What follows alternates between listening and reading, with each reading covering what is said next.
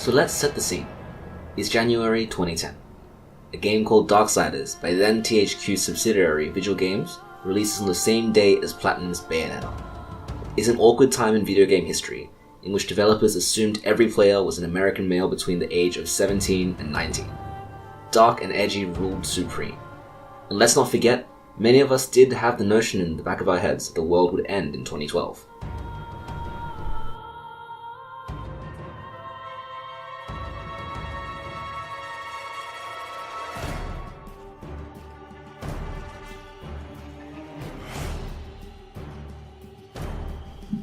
What I mean to say is that Darksiders is a product of its time, warts and all. Its mechanics, aesthetics, and narrative feel anchored in the same era that gave us games like God of War and Dante's Inferno. Heavy, blocky, bloody games that didn't try to hide that they were indulgent power fantasies.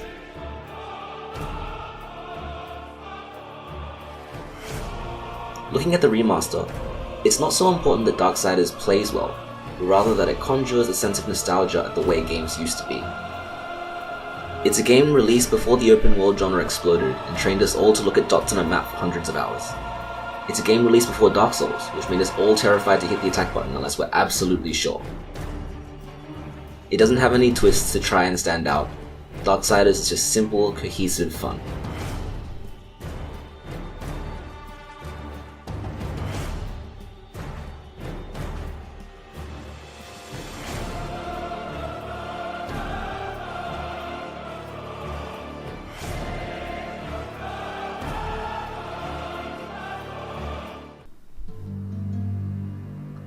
The game opens to a crumbling modern city caught in a battle between angels and demons.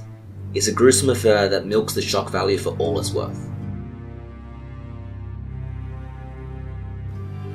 And in all this chaos, our hero, War, one of the four horsemen of the apocalypse, Sandhorse. He speaks softly and carries a big sword, and you'll find yourself cutting through legions of enemies for the rest of the game. It's a real no-nonsense affair, but there's something admirable about that.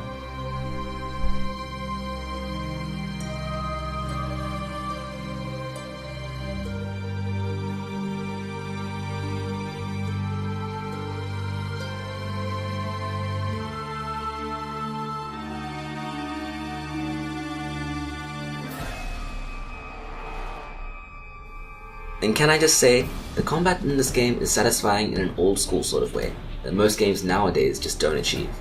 For one, I love that there's very robust animation cancelling. War has basic attacks with a sword and alternate attacks with an equipable side weapon, and you can seamlessly switch up these inputs to make your own combos. Enemies have long hit stun periods, which does lean more into button masher territory, but is appropriate for this game's rhythm. You're always fighting, moving, traversing, and puzzle solving. But each element lasts for 30 seconds max, and you're never bogged down into one particular gameplay style.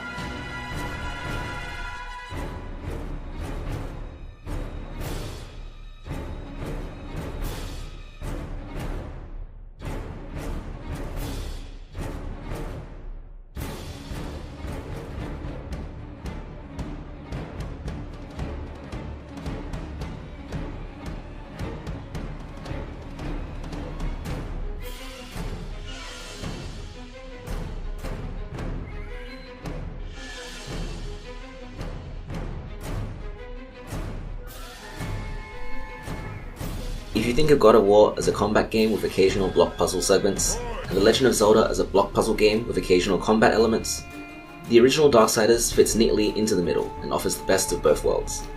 The puzzles are easy, but they don't overstay their welcome, and the level design is great at giving you that mental click of realizing the solution or the right path forward.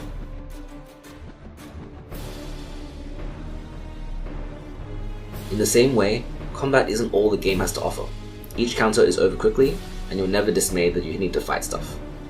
The boss encounters are really well designed, have very cinematic moments, and leave you feeling extremely satisfied when you finally find the answer.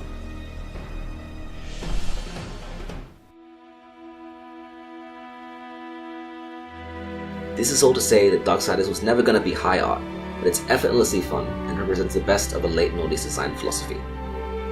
This is the key to why the game holds up so well today. It's been enough time, enough open world and dodge roll combat, that these old mechanics start to feel fresh again. I can even appreciate the grim dark setting in an ironic way. This is the way things used to be, and things used to be really good.